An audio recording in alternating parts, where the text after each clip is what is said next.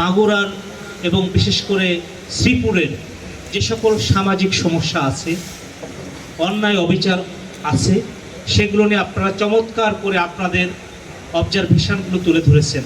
এই জন্য আপনাদের প্রতি আবারও মাগুরা জেলা পুলিশের পক্ষ থেকে কৃতজ্ঞতা জানাই।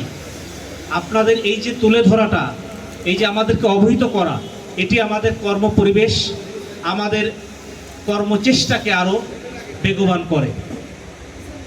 আপনাদের সহযোগিতা ছাড়া কোনোভাবেই পুলিশিং সম্ভব নয়। আপনারা একটি কথা জানেন যে আমরা কিন্তু অপরাধ নামক যে সামাজিক ব্যাধি আছে সেই ব্যাধি নিয়ে কাজ করি। আর সেই ব্যাধির ভিকটিম কারা? অপরাধের ভিকটিম কারা? আমাদের এই সমাজের লোক যারা, মানুষ যারা, তারা অপরাধের ভিকটিম, তাই না? তাই তো আপনারা বলতে পারেন সে অর্থে সমাজের যে ব্যাধিগুলো আছে, যেমন আমাদের শারীরিক ব্যাধির চিকিৎসা করেন কে? ডাক্তার সাহেবরা চিকিৎসা করেন।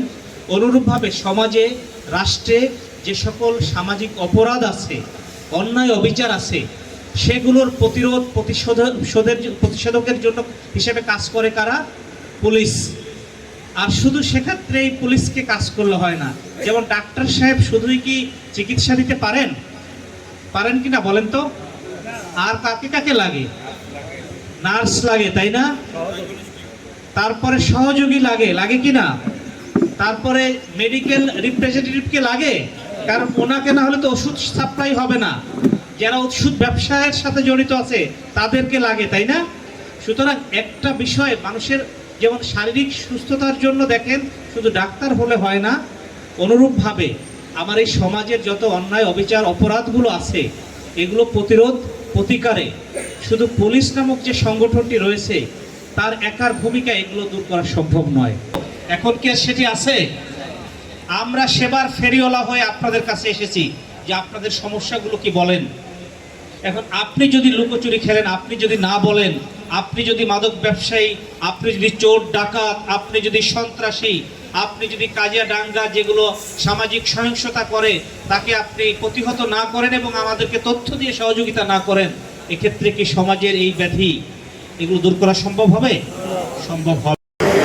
আমি এই যে কয়েকদিন দায়িত্ব নিয়েছি, এখানে যারা মাদকের বিষয়ে বলেছেন তার মধ্যে একজন লোক শুধু আমাকে ইনফর্ম করেছিল যে অমুক জায়গায় আছে, সেটা আমি তাৎক্ষণিক লোক পাঠিয়েছিলাম, সেখানে কাউকে পাইনি, আর বাকি কেউ আমাকে ইনফর্ম করেনি।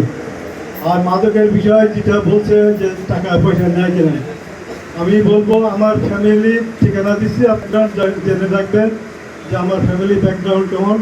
আমি সততার সাথে চলি, এ পর্যন্ত সততার সাথে চলে আসছি। আমি কোথা থেকে কোনো সময় এক পয়সাও নিইনি, কেউ বলতেও পারবে না, একটা টাকাও নেয় না। হবে না। তার মানে হলো যে আপনাদের পরিপূর্ণ সহযোগিতার উপরে পুলিশের সফলতা নির্ভর করে। দৈনিক আজকের বাংলা .net